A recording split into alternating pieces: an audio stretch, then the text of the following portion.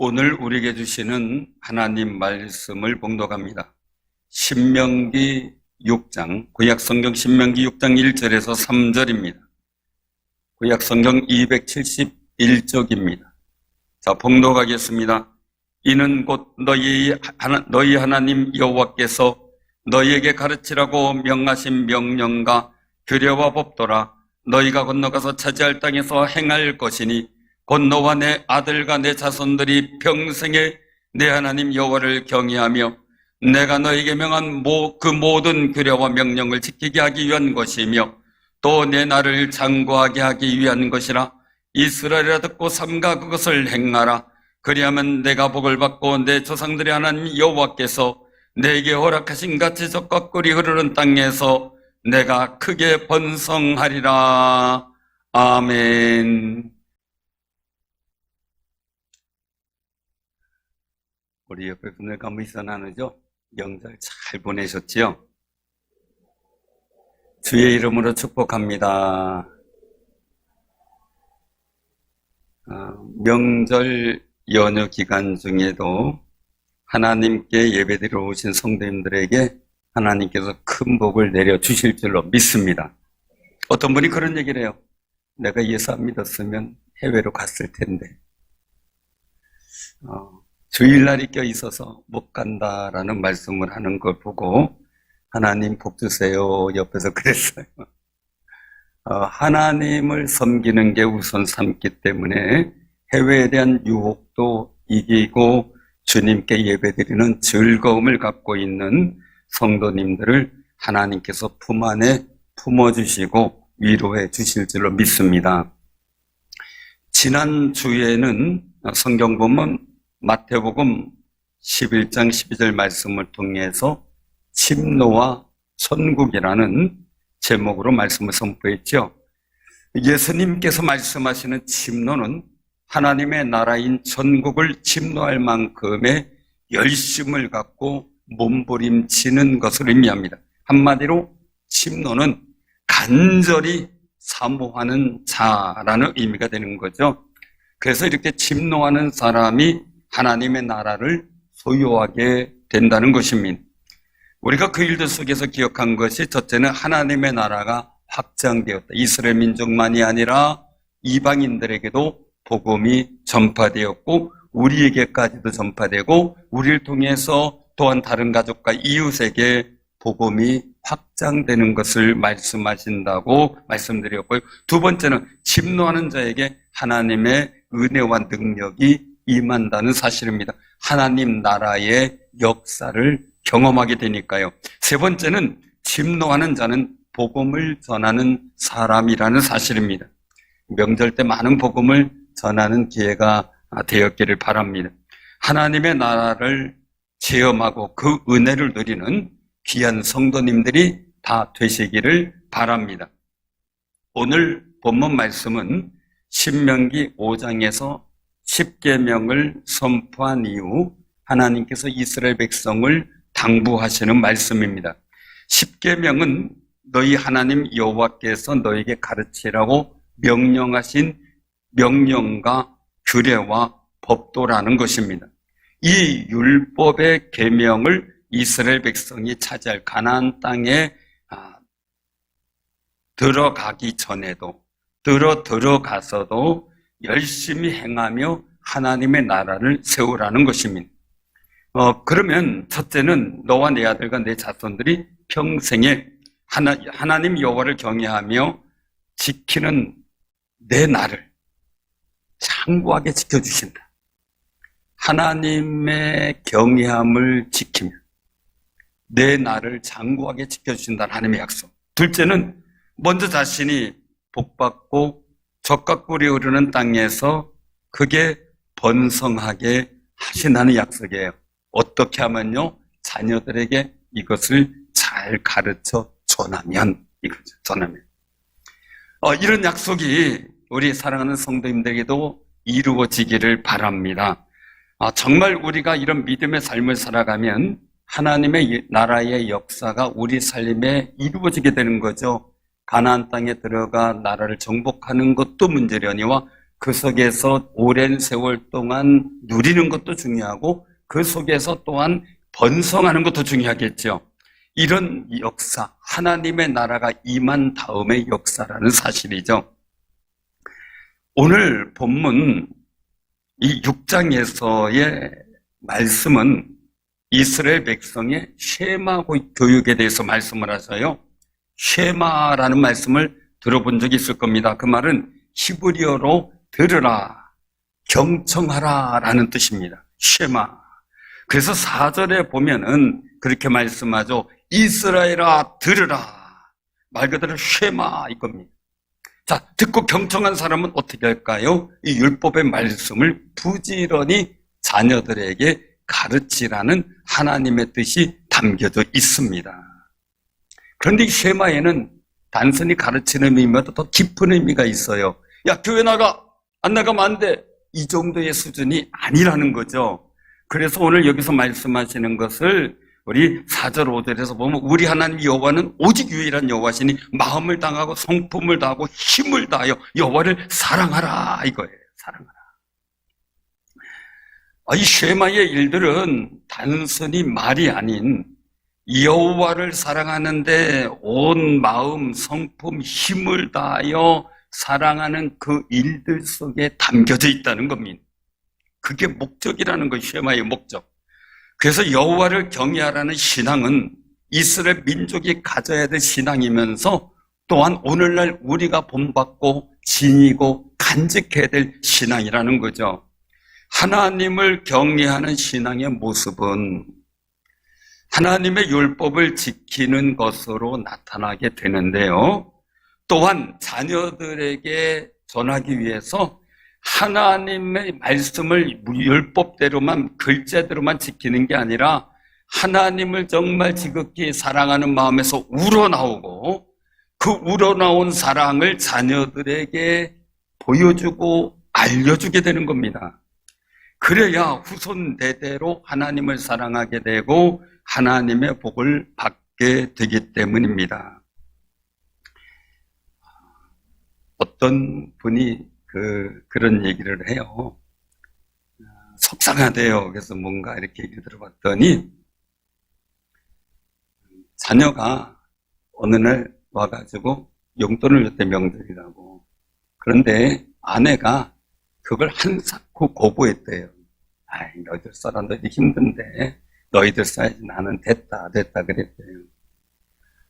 그랬더니 진짜 그다음부터 안 갖고 오더래요. 그런데 보통 서운한 게 아니더래. 그래가지고 이번 명절엔 내가 이것들한테 그냥 바로 얘기를 하겠다고 얘기를 아주 그냥 마음을 다잡고 있는 이야기, 안 믿는 분이에요, 물론. 그 얘기를 들었어요. 사랑하는 성도님들, 하나님을 사랑하는 마음을 우리가 금할 게 없고요. 자녀들이 여러분들을 사랑하는 마음을 마음껏 표현하게 하대요. 마음껏 받고 축복해주고요. 더 듬뿍 주면 돼요. 안 받는 것보다 받아서 듬뿍 주는 게 더 큰 은혜가 나누게 되는 거죠. 그 얘기를 해줬더니요, 그분이 너무 좋아서 우리도 그렇게 해야 되겠다고 그런 얘기를 하더라고요. 사랑하는 성도님들, 우리가 꼭 기억하시길 바랍니다. 정말 우리가 기억할 것은 우리가 자녀를 사랑해요. 그럼 자녀도 부모 사랑하는 법을 알려줘야 되지만 우리가 하나님을 사랑해요. 그럼 우리 자녀들에게도 하나님을 사랑하는 법을 알려주고 가르쳐줘야 됩니다. 그래야 하나님께서 그 후손들에게 복된 역사를 주시겠다는 거예요. 이게 바로 하나님을 경외하는 모습이거든요. 그래서 오늘 본문을 통해서 주시는 하나님을 경외하는 신앙의 거룩한 뜻을 깨닫고자 합니다. 첫째는요, 하나님의 눈치를 보는 신앙생활을 해야 한다는 겁니다. 눈치 본다 그러면은 굉장히 좀 어색할 것 같아요. 하나님을 의식하는 거죠. 또 하나님을 늘 기억하고 하나님에 대한 마음의 한켠을 늘 비워두는 겁니다. 사랑하는 사람이 무엇을 좋아하는가, 무엇을 싫어하는가에 대해서 신경을 많이 쓰게 되죠. 사랑하는 사람이 나 저거 싫어 이렇게 얘기를 했는데 자꾸 그거 먹으러 가자면 어떻게 돼요? 한 번 싫다 그랬으면 됐지 또 싫다 그랬냐고 자꾸 먹으러 가려면 안 되겠잖아요. 그 사람이 뭘 좋아하는지, 무엇을 싫어하는지, 신경을 쓰는 것, 생각을 하는 것, 그게 눈치 보는 것이라고 말씀 표현을 하는 겁니다. 이스라엘 백성은 가나안 땅에 갈 때 하나님의 말씀의 비전을 들었습니다. 그래서 그 하나님의 말씀을 기억하고 의식하는 눈치가 있어야 돼요. 또한 그 말씀을 선포하는 모세의 정말 꿈과 비전을 향한 그 목양 일념의 눈치를 봐야 됐어요. 그런데 오히려 이스라엘 백성과 그 함께했던 그 10명의 정탐꾼들은요, 가나안 땅에 사는 원주민들의 눈치를 보기에 바빴어요. 언제 저들이 우리한테 쳐들어오면 큰일 나겠다 하면서 말이죠. 그래서 결국 하나님 경외하기를 잃어버렸죠. 하나님 사랑하는 걸 잃어버렸죠. 그리고 배반하고 원망하고 애굽으로 돌아가자고 떠들어댔어요. 결국 어떻게 됩니까? 가나안 땅에 들어가지 못했던 겁니다. 만약에 하나님을 사랑하는 마음이 그 마음에 있었다면 달랐겠죠. 근데 여호수아는 그래서 달랐어요. 가나안 땅을 차지하게 하신다는 하나님의 언약을 믿고 고백을 해요. 또한 가나안 원주민들의 신은 떠났고 여호와 하나님은 우리와 함께 하신다라고 강력하게 선포해요. 여호수아는 이런 고백을 하면서 중요한 조건을 말하고 있어요. 민수기 14장 8절에 보니까요, 여호와께서 우리를 기뻐하시면 라는 조건이에요. 들어가라 그래서 아멘 하고 들어갔으면 하나님이 기뻐하셨을 거예요. 나중에 하나님께서 책망하시고 40년 동안 광야에서 죽는다라는 말씀 듣고 회개하고 막 하나님 다시 올라가겠습니다 했지만 하나님이 기뻐하지 않으셨거든요. 하나님이 기뻐하신다는 조건 말이죠. 이 말을 믿으면 여호수아는 가나안 원주민들을 두려워할 것이 없다는 거예요. 당시에 이스라엘 백성이 가진 여건은 가나안 원주민들과 비교할 때 상대가 안 돼요. 왜? 무기부터 백성 수부터 상대가 안 돼요.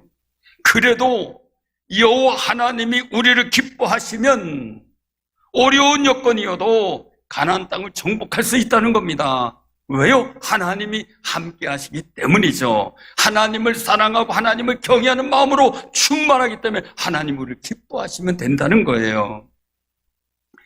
사랑하는 성도님들, 우리가 앞날에 여러 가지 어려운 여건들, 힘든 조건들이 있습니까? 그때 우리는 어떻게 하면 하나님을 기쁘시게 할까를 고민해 보시기를 바랍니다. 그런 비전이 생겨요. 꿈이 생긴단 말입니다. 그리고 하나님 말씀의 힘에 담력을 얻게 될 줄로 믿으시기를 바랍니다.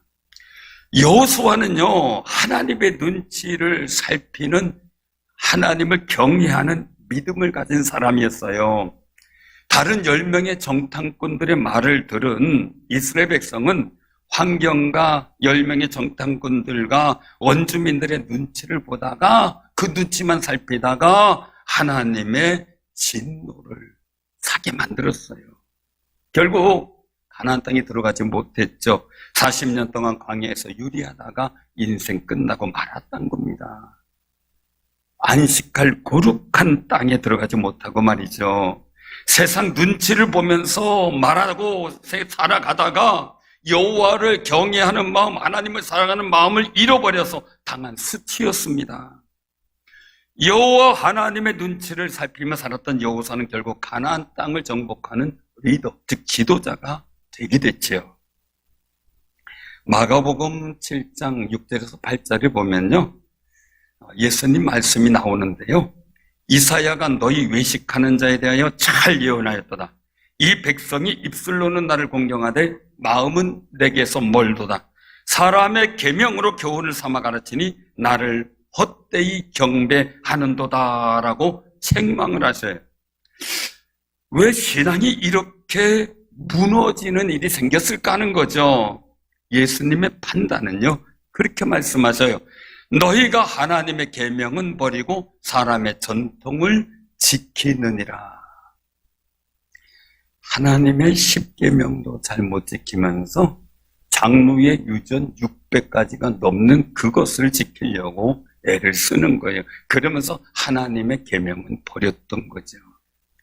이 말씀은요, 하나님의 눈치를 보면서 신앙생활하기보다 사람의 눈치를 보고 세상의 눈치를 보면서 신앙생활하다 보니 하나님을 경외하는 마음, 하나님을 사랑하는 마음을 잃어버렸다는 사실입니다. 이것은 하나님이 기뻐하지 않으신다고 예수님께서 책망하신 거예요. 명절에 눈치 보죠? 눈치 많이 봤어요? 옛날에는 좀 달라요. 저는 며느리가 시어머니, 시아버지 눈치를 봤잖아요. 요즘은 어때요? 요즘은 누구 눈치 봐요? 며느리 눈치 봐요? 사위 눈치 보고요? 참 힘든 시대가 됐어요. 전에 우리 세대는 위에 어른들 눈치 보느냐고 꼼짝 못했고 또 자녀들 눈치 봐주고 키우느냐고 꼼짝 못했는데 이제 조금 살만해서 어른 되니까 이제는 또 애들 눈치 보고 며느리 눈치 보고 살아야 되는 세상으로 바뀌어져 있어서 좀 난감한 시대가 되었다 그렇게 생각을 해요. 또 며느리 되신 분들은 달리 생각할 수도 있을지 모르겠어요. 근데 부모가 돼보면 또 나중에 알아요. 부모가 돼보면. 근데 이 일들 속에서 우리가 가만히 보면서 느끼는 거예요. 왜 눈치를 볼까? 사랑하기 때문이죠. 내가 많이 불편해도 우리 자식들이 잘 살아주길 원하는 사랑의 마음이 크기 때문에 다 물어보면 그 대답을 하더라고요. 내가 조금 불편해도 우리 애들이 잘 살아주면 그게 좋겠다고. 사랑하는 성도님들, 그래서 눈치를 봐요. 이제는 또 손주, 손녀들 눈치를 얼마나 보는지 몰라요. 그죠? 그냥 왜요? 인기 좀 끌라고요. 그래야 자주 오니까 할아버지 집에 가서 이래 오잖아요. 그러니까요. 하나님의 눈치를 잘 보고 신앙생활할 때 하나님이 기뻐하셔요. 하나님 눈치를 보는 신앙은 하나님을 많이 사랑하게 될 때 나타나게 되고요. 그래서 하나님을 경외하는 모습으로 나오게 됩니다. 이런 신앙이 나의 삶의 자리에 보여질 때 우리 자녀들과 가족들에게 물려줄 수 있는 신앙 유산이 되는 겁니다. 우리 성도님들 자신과 후손들이 세상 눈치 보고요, 사람 눈치 보고요, 돈 눈치 보고요, 염려 근심하는 사건들 눈치 보다가 두려워하면서 기죽어 살아가야 되겠는가 하는 겁니다. 하나님 눈치를 바라보며 살던 다윗은 양을 지킬 때 찾아온 사자도 곰도 두렵지 않고 여호와의 이름을 의지하고 싸웠고요. 그러더니 골리앗의 소리도 눈치 보지 않고 나아가 여호와의 이름을 붙들고 나가 승리합니다. 사랑하는 성도님들, 하나님이 기뻐하시면 지켜주신다는 믿음이었습니다. 이것은 하나님을 많이 사랑하는 데서 우러나오는 거룩한 믿음입니다. 사랑하는 성도 꼭 기억하시기 바랍니다. 하나님을 사랑하는 마음이 충만해서 하나님이 기뻐하시는 아름답고 복 있는 삶을 위해 주님의 눈치를 잘 살피는 귀한 승리자들이 되시기를 바랍니다.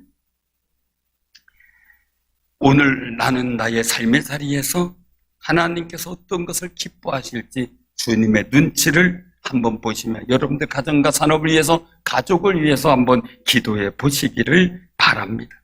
그런 거룩한 영성이 여러분들에게 임하기를 바랍니다. 두 번째는요, 내가 하나님을 사랑하는 마음의 여유를 후손들에게 보여줘야 됩니다. 또한 이웃과 다른 가족들에게 보여줘야만 합니다. 이 본문 1절에 보면 너희 하나님 여호와께서 너희에게 가르치라고 명하신 명령과 규례와 법도라 너희가 건너가서 차지할 땅에서 행할 것이니 이겁니다. 이스라엘 민족을 광야에서 많은 훈련을 시켰습니다. 하나님을 사랑하는 마음을 갖고 세상을 바라보길 원했습니다. 작은 일에 불평불만하지 않고 감사하는 마음을 찾기를 원했고 난감한 일을 당해도 하나님을 의지하면서 마음의 평정을 찾기를 원했습니다. 그것이 이스라엘 민족을 향한 하나님의 뜻이었는데 그들은 작은 일에 너무 격분하고 작은 일에 너무 불평하고 하다 보니 하나님을 사랑하는 마음에서 나오는 넉넉한 여유를 가지지 못했던 겁니다. 바로 2절에서 또 말씀합니다. 너와 내 아들과 내 소자들이 평생에 내 하나님 여호와를 경외하며 내가 너에게 명한 그 모든 규례 명령을 지키게 하기 위한 것, 말씀을 주셨고 그것을 행할 이유가 바로 이거라는 거예요. 너와 내 아들 내 손자들이 평생에 내 하나님 여호와를 경외하며 내가 너에게 명한 그 모든 규례와 명령을 지키게 하기 위한 것이다. 사랑하는 성도, 우리를 보고 우리의 후손들이 하나님을 사랑하고 하나님을 경외하는 마음이 우러나오고 그 속에서 주의 말씀을 따라 살아간다면 당연히 그 차지할 땅에서 하나님께서 주시는 번성과 은혜의 복을 누리게 하시겠다는 겁니다. 내가 하나님을 경외하는 모습을 보이는 것이 하나님 말씀을 가르치는 방법이라는 거예요. 어떤 상황에서도 하나님을 사랑하는 마음의 여유를 보여주는 신앙심이 여호와를 경외하는 신앙이라는 겁니다. 그런 사람은 어렵고 급박한 일을 당해도 기도와 예배를 우선시하게 되고요, 하나님을 사랑하는 마음을 먼저 하나님께 보이고 싶어하는 마음을 갖게 된다는 겁니다. 이숙녀 전도사님이 계셔요. 이숙녀 전도사님은 그 아들이 사형제입니다. 딸이 있었는데 한 명은 미리 세상을 떠났다 그래요. 그 자녀들의 명물을 보면 광림교회 김선도 목사님, 금난교회 김홍도 목사님, 임마누엘교회 김국도 목사님, 미국 LA의 사우스베이 연합감리교회의 김건도 목사님이 그 자제분들이에요.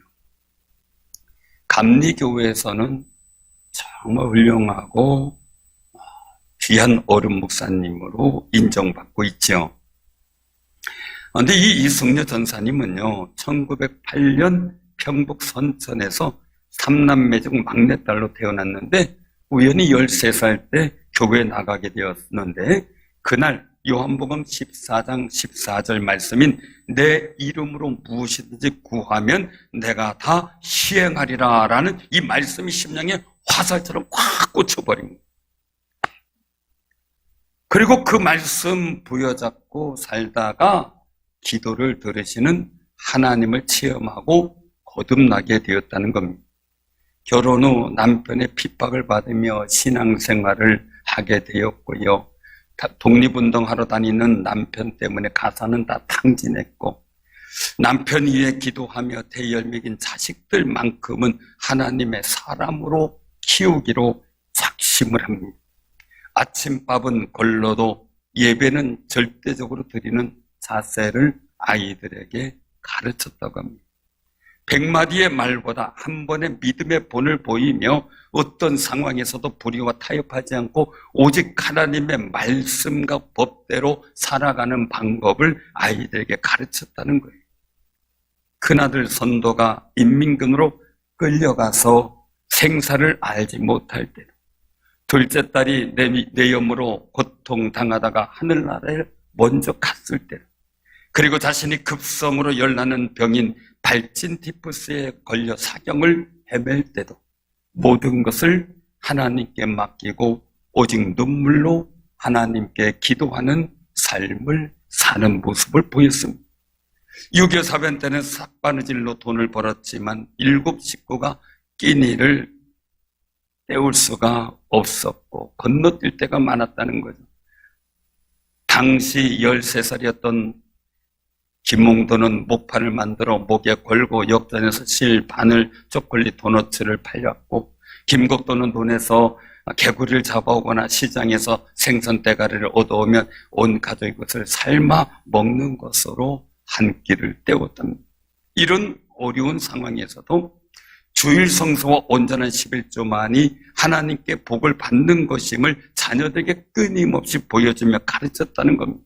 어린 자녀들이 그거 그냥 목판 가져가서 벌어오면 그것을 하나님의 재산으로 11조를 떼었고, 그러다 보니 늘 토요일 저녁과 주일 아침에는 먹을 것이 없어 주변에서 양주장에 술 거르고 난 그 찌꺼기가 있습니다.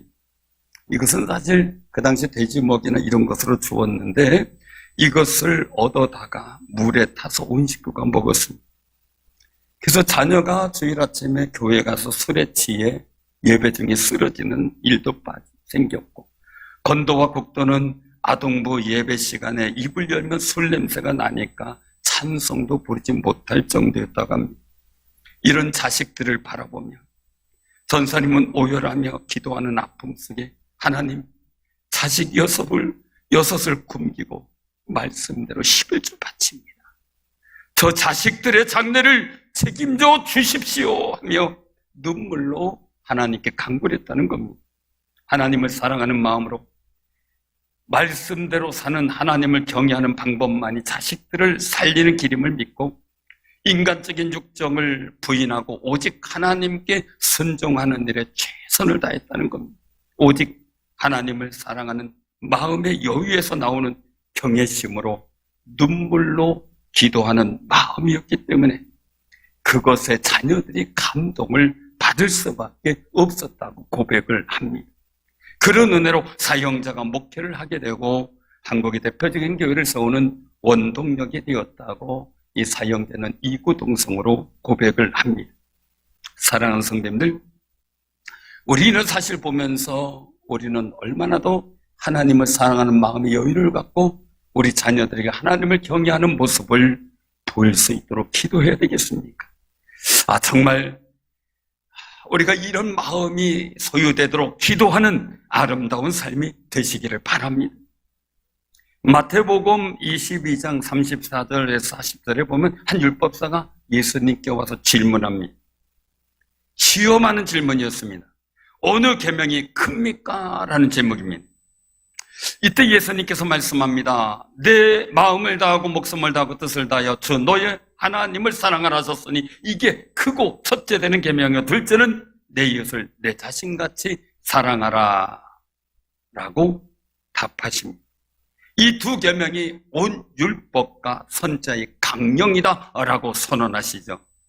사실 예수님은 이 바리새인들이나 서기관들의 행동을 책망하셨어요.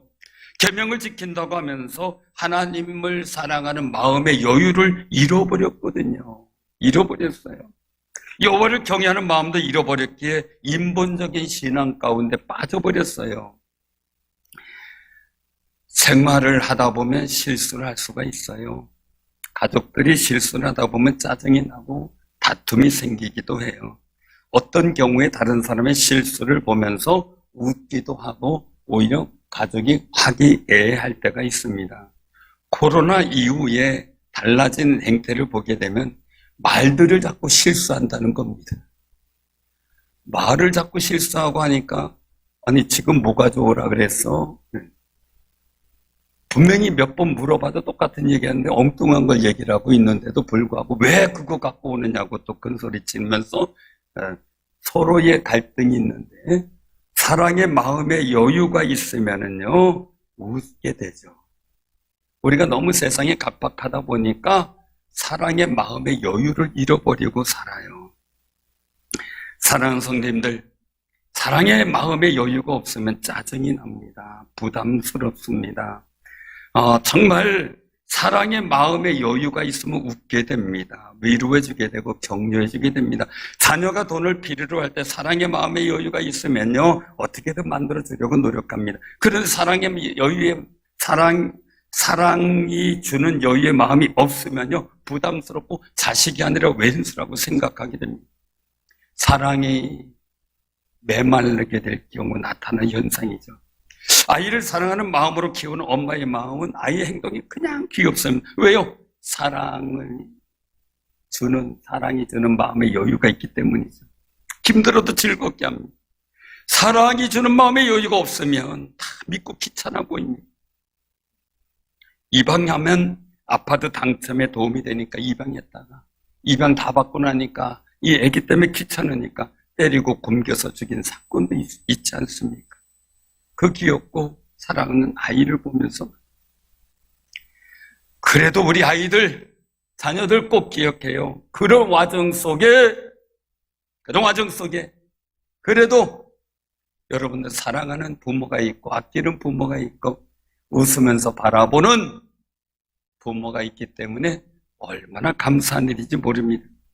사랑하는 성도님들, 하나님을 사랑하는 마음이 주는 여유를 갖고 살아갈 때 여호와를 경외하게 됩니다. 그러면 감사로 어려움도 이기고 병마도 물리치게 됩니다. 복잡한 문제도 형통하게 하신 하나님을 만나게 될 줄로 믿으시길 바랍니다. 하나님을 사랑하면서 생기는 여유로움이 생기면 가나안 땅에 들어갑니다. 들어가서 장구하게 누립니다. 젖과 꿀이 흐르는 땅에서 크게 번성하게 하겠다고 약속하셨습니다.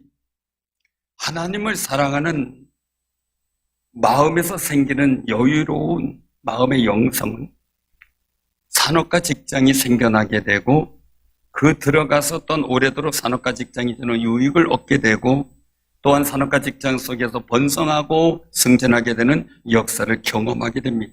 그런데 하나님이 인도하신 직장과 산업을 시작하면서 하나님을 사랑하면서 얻어지는 마음의 여유로움을 잃어버리는데 문제가 생긴다는 겁니다. 그러면 하나님을 경외하는 믿음의 은혜도 잃어버리게 됩니다. 하나님을 사랑하는 마음에서 생기는 여유로움의 영성을 잘 지켜서 오늘 말씀에 있는 것처럼 들어가고 장구하고 번성하는 역사가 나타나는 삶이 되는 놀라운 은혜를 경험하시길 바랍니다. 하나님을 사랑하는 신앙의 모습은 하나님의 율법의 말씀을 지키는 것으로 나타나게 됩니다. 또한 자녀들에게 하나님을 사랑하는 법을 가르쳐주게 되고 보여주게 됩니다. 첫째, 우린 기억하십시오. 하나님의 눈치를 보는 신앙생활이 필요합니다. 두 번째는 내가 하나님을 사랑하는 마음의 여유를 후손에게 보여줄 수 있는 하나님을 경외하는 모습이 나타나야만 합니다. 그래서 여호와를 경외하는 신앙의 선조들이 되어 후손 대대로 하나님의 복을 누리는 아름다운 영적 가문을 이루어가기를 주님의 이름으로 축원합니다. 아멘.